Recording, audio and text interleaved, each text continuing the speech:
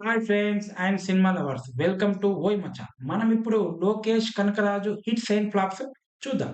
2016లో మరో డైరెక్టర్‌తో కలిసి 'ఏవిఎల్' అనే ఒక తమిళ్ మూవీ డైరెక్ట్ చేశాడు. 2017లో 'నగరం' అనే మూవీ డైరెక్ట్ చేశాడు. ఇది తమిళ్‌లో హిట్ అవ్వగా తెలుగులో యావరేజ్‌గా నిలిచింది. 4,00,00,000 బడ్జెట్‌తో ఈ సినిమా తీస్తే 11,00,00,000 కలెక్ట్ చేసింది.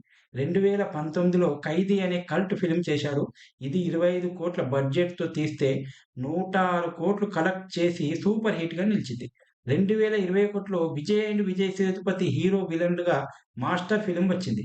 135,00,00,000 బడ్జెట్‌తో ఈ సినిమా తీస్తే 235,00,00,000 కలెక్ట్ చేసి హిట్ మూవీగా నిలిచింది.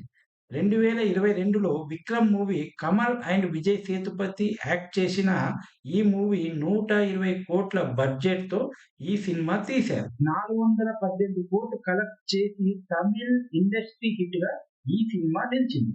2023లో విజయ్ హీరోగా భారీ బడ్జెట్‌గా 300,00,00,000తో తీసిన పాన్ ఇండియా ఫిల్మ్ 'లియో' 623,00,00,000 వసూలు చేసింది. 2025లో రజినీ అండ్ నాగార్జున, అమీర్ ఖాన్ నటించిన పాన్ ఇండియా ఫిల్మ్‌గా వస్తున్న 'కూలీ' ఆగస్టు 14న రిలీజ్ కాబోతుంది.